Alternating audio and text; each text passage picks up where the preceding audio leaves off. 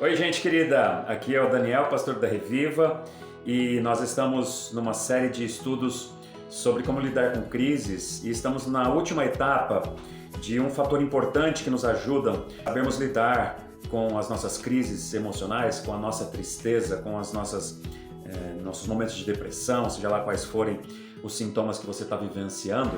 Esse fator ele vai se desdobrar aqui em alguns encontros, porque é inclusive uma fonte inesgotável de verdades espirituais sobre a alegria. E como eu disse na primeira parte ontem, hoje é a segunda parte dos surpreendidos pela alegria.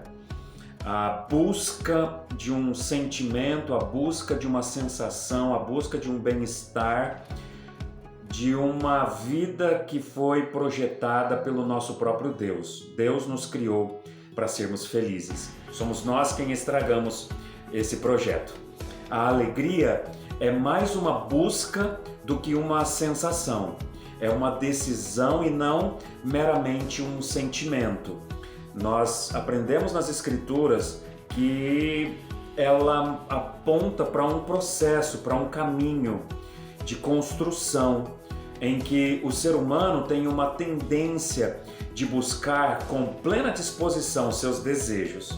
E quando tudo dá errado, vêm as consequências. É isso que a gente vê lá no Jardim do Éden, em Gênesis capítulo 3, e todo o processo sendo explicado, descorrido em todas as Escrituras e no Novo Testamento, a importância de Jesus Cristo como Filho de Deus, que veio ao mundo trazer reconciliação, trazer paz com Deus e uns para com os outros, e isso vai restabelecer a nova vida em Cristo para um viver pleno de alegria e satisfação. Mas o pecado é essa disposição de buscar com avidez os nossos desejos, e quando as consequências vêm, o que acontece?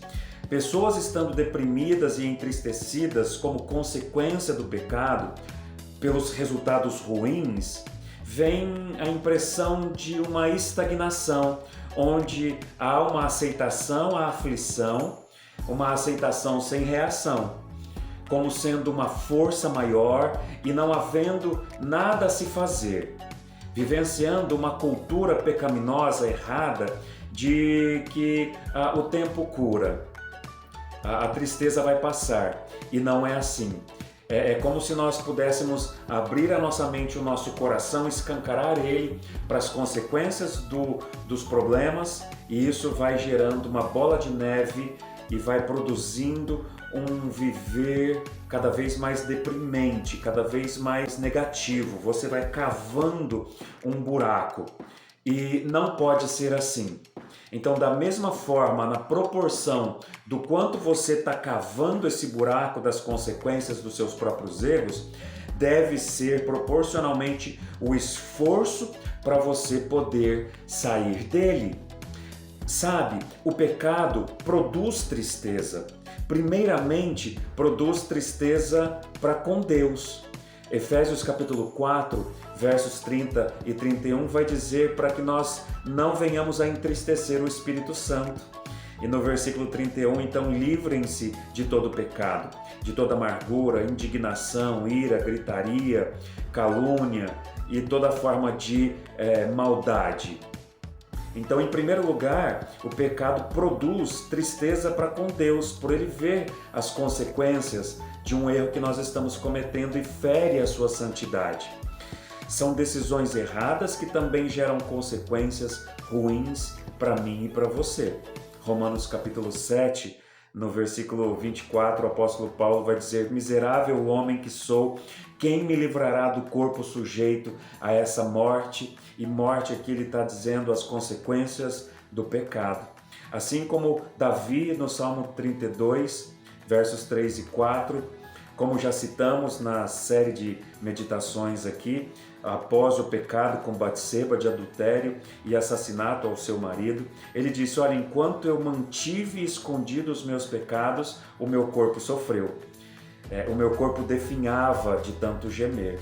Ele vai dizer no versículo 4: pois de dia e noite a tua mão pesava sobre mim, as minhas forças foram se esgotando com o tempo, como o tempo vai se secando. Então, o próprio Davi, assim como Paulo, reconheceu que o pecado produz esse peso de tristeza em nós, em que a tristeza é como se fosse uma doença espiritual, uma doença lá na nossa alma, um câncer, como um fruto de um viver longe do padrão divino e de seus propósitos, a qual Ele nos projetou para sermos, plenos de alegria e felicidade nele, mas que no pecado produz tristeza e depressão e toda forma de ansiedade. Então, da mesma forma, a alegria é um fruto do Espírito, como nós vemos em Gálatas capítulo 5. Um fruto de uma semente que precisa ser semeada. E assim como um agricultor, ele precisa decidir acordar pela manhã, preparar a sua terra e plantar aquela semente. Da mesma forma, a alegria no nosso coração, a alegria de um viver pleno, de satisfação e gozo no Senhor e de contentamento, é uma busca, é um fruto que eu preciso preparar esse terreno e semear esta semente de alegria no meu coração. E como que eu faço isso? Assim como Davi, ele disse também lá no Salmo 51, no versículo 12, devolve-me, ó Deus, a alegria da tua salvação e sustenta-me com um espírito pronto a obedecer. Foi uma decisão que Davi tomou de arrepender-se, de voltar-se para o Senhor, em que essa alegria aqui é uma paz e uma satisfação e uma plenitude em Deus a partir do perdão e da graça divina ao nosso coração, que nos liberta, que nos purifica de todo pecado, que tira de nós o peso de toda tristeza, curando o terreno do nosso coração para que a semente da palavra de Deus volte a brotar no nosso coração, produzindo esse fruto de paz, fruto de alegria, fruto de plenitude, de bondade, de domínio próprio e tudo aquilo que é proveniente de um viver segundo o padrão e a vontade de Deus para as nossas vidas. A alegria não é e não vem com o tempo. A alegria é uma decisão. Decida hoje buscar essa alegria no Senhor. Deus abençoe a sua vida.